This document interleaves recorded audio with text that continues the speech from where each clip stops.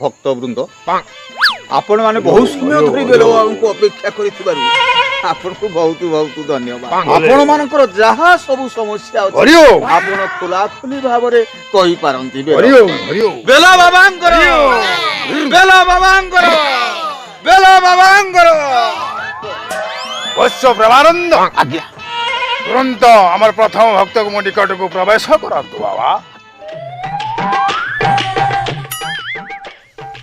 ବାବା ସଣ୍ଡା ମହାନ୍ତି ବାବା ସଣ୍ଡା ମହାନ୍ତି ଆଜ୍ଞା ଆଜ୍ଞା